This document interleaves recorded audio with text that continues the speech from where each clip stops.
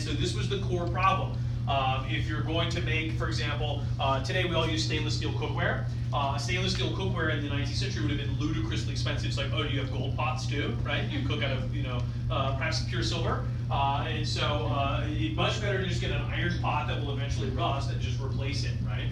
And so railroads were the big thing. Railroad track can be made out of iron or steel. The problem is steel is so expensive, it's just better to buy the cheap iron and replace it every couple of years. It's going to get rusty in the snow in the Northeast. It'll get worn out because it's soft by the train tracks. It's like these days we use plastic for pipes, but back in the day if you built a house, the plumber would tell you, look, do you want lead or copper pipes? And of course today the answer is you don't want lead because lead's toxic, right? But back in the day if you said, well, what's the difference between lead and copper? The plumber would say, well, if you pay me for copper pipes, it'll cost you like an extra 2 zeros on the end of your bill, but you'll never call the plumber again in your life. If you buy lead, it's super cheap, but the pipes break all the goddamn time. And that's the thing about iron railroad tracks. If you put down steel, it costs an enormous amount, but you never replace them. If you buy iron, you're going to replace them every couple of years, but it's super cheap, right? And so there was not really a way around this. And smelting iron into steel is this very cumbersome, complicated process. The English had invented it called puddling, where you take the iron and you'd melt it until it's very hot, and then the impurities would bubble to the surface and you'd skim them off. People did it called puddlers, and they had these big metal poles that they would use to stir the stuff up. It's very dangerous because it's like you're standing in front of a giant pool of molten iron, requires a lot of energy. So Carnegie found an English guy named Bessemer. And so Bessemer had invented the Bessemer process, which is an idiot-proof way to make iron into steel. Carnegie bought it from him, actually licensed it for exclusive use in the United States. Bessemer got a bunch of money to let Carnegie have it, right? The thing about Bessemer, it's not a chemistry class, so I'm not really going to go into the details, which I don't actually know anyway, because I'm not very good at chemistry, but the main thing is you take the iron and you heat it up and then you run it down a pipe, and in the middle of that pipe you have a hole and you blast steam into the hole. And it sort of burns out all the impurities sort of automatically, right? And the main advantage to the Bessemer process is that you can automate a lot of the puddling, right? Instead of having to puddle it and have a bunch of people stir the iron up and then scoop out the impurities, which leaves a lot of waste. Instead, what happens is that you could just like heat the iron up and then run it through these pipes, and then you could just have someone like pull a lever and a machine does it all, right? And so you still need people and they still need to know what they're doing, but it eliminates like 80% of the work, right? When Carnegie got finished with this whole process, what happened is that he reduced the price of steel from $100 a ton to $12 a ton, which is, as you might imagine, quite a lot, right? And so here's the thing. If you were a company that was competing against Andrew Carnegie's company, which he came to call U.S. Steel, right? If you're one of U.S. Steel's competitors, what happens when he starts selling steel for $12 a ton? You're out of business. You can't compete with that. And your customers say, look, I like you, you like me, we've been in business for a long time, but like $12 a ton, I'm sorry, right? Also, and this is crucial, if you're a company that might buy steel for your products, you would say, man, I would love to sell people things like steel nails, or steel, I-beams for construction, or pots and pans, but that's just, we'll never see steel that cheap in our lifetimes. Well, Long Carnegie comes with $12 a ton steel. Could you make things out of steel that you've never made before and sell them to people at an affordable cost? Sure. Now all of a sudden, steel pots, steel pans, nails for construction, girders for building skyscrapers. There's a cap on how tall a skyscraper can be if it's made of iron, because iron is heavy. Steel is much lighter. It could be used to build taller skyscrapers, right, and bigger bridges. And so barbed wire becomes a very big thing in the Great Plains, where there's no trees for fences and you need to keep your cows from wandering. Iron is bad because it rusts. And when you get rust in a cut that you get from barbed wire on a cow's leg, because every cow has to cut itself on barbed wire once to learn that it doesn't need to go near that ever again, what happens? It gets tetanus and it dies. Not if you use like rust-proof stainless steel, right? Which still rusts, but not nearly so much, right? Now all this stuff is feasible, right? And so Carnegie makes a stupid, almost unbelievable amount of money selling steel. At the height of U.S. Steel's production, they make more steel in a 24-hour period, just U.S. Steel, than does Germany. in the 1880s. And there's still other steel companies. Bethlehem Steel is the other big one. There's a big steel industry in Mobile, Alabama, where they discovered iron in the hills after the Civil War. But they pale in comparison to U.S. Steel. And Carnegie's pride and joy is that he builds a good bank vault out of steel, but also he gets a contract to build armor plating for ships for the U.S. Navy. Which is the big one, right? That's where you're really going to make your money, is rolling steel up for the U.S. military every time it wants to build another battleship or a cruiser or whatever. And so Carnegie also pioneers a new kind of business organization.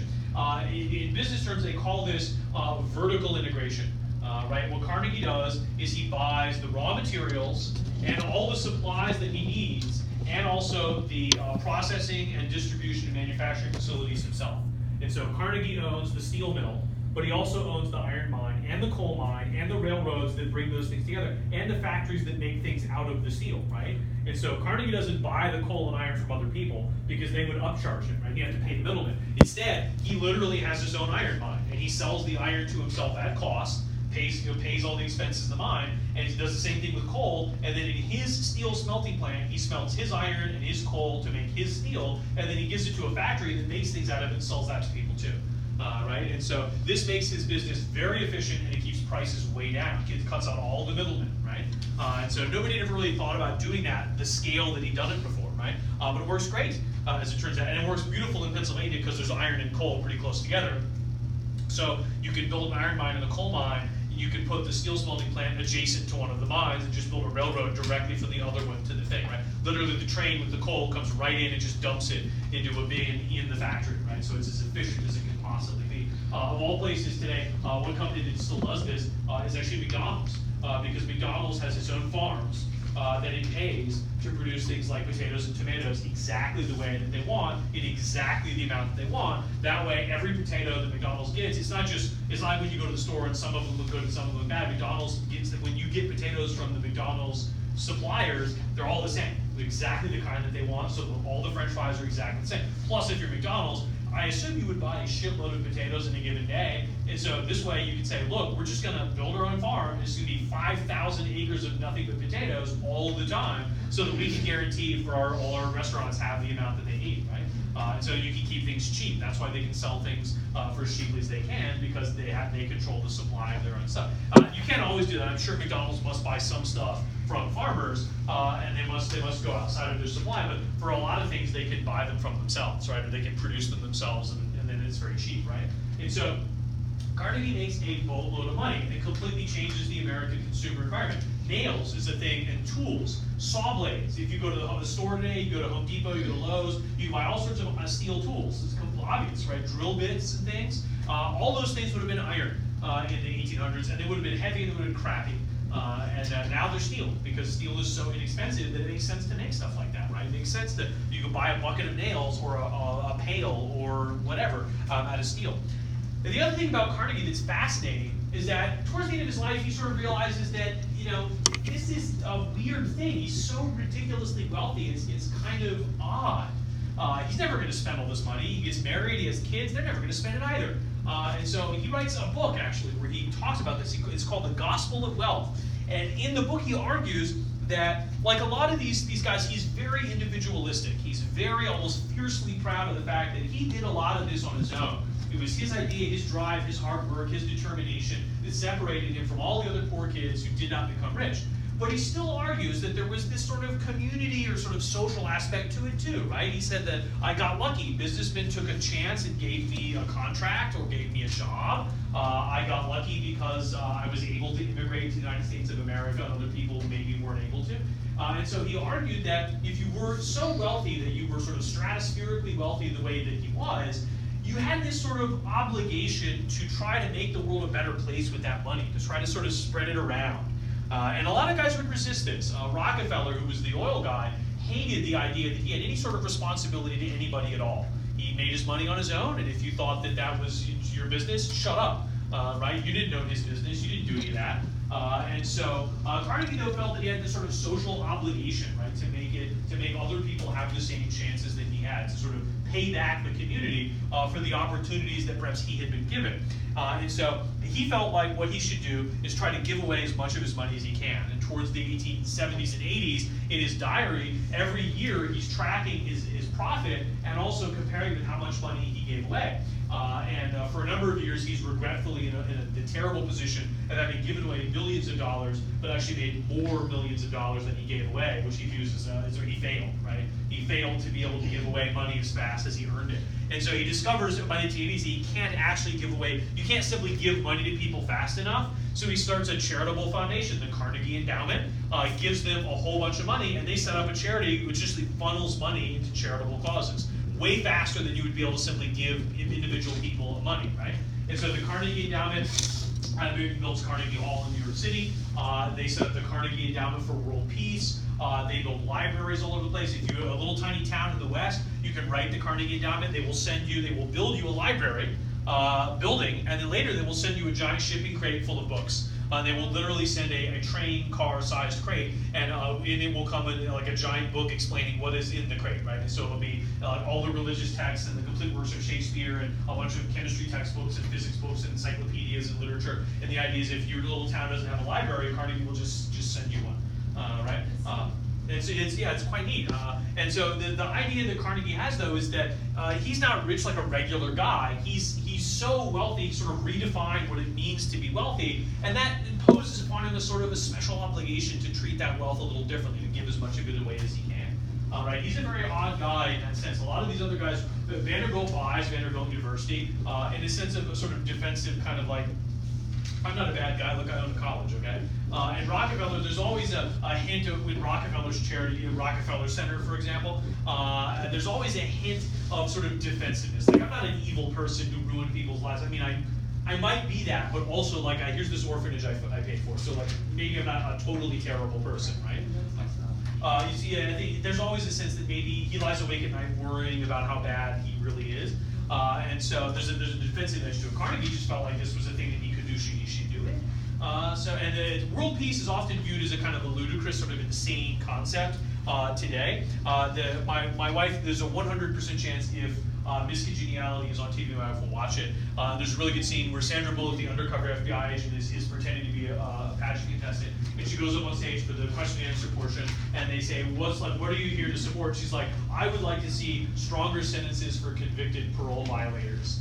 And it's a perfectly obvious thing for an FBI agent to care about, but it's like totally, everyone is like, nah, it's not. And she's like, oh, and world peace. And everybody's like, oh, okay, like world peace. And so we sort of make fun of it, like, oh, world peace, you're stupid for thinking that. Like, but to be fair, like, wouldn't that be a good thing? Like, wouldn't world peace be great? I think it would be great. I mean, it might be naive to think that we could achieve it feasibly, but it doesn't mean we shouldn't try.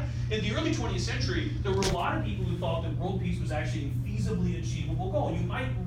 You're not going to stop war, but you might convince the major industrialized countries of the world, Germany, Russia, France, England, the United States of America, to abandon the idea of war as a way to get what they want, right? And so you might say, look, if you're England, you have a military to defend yourself, but like maybe don't ever invade anybody ever again. And like if everybody agreed that, then warfare would be much rarer and less bad, right?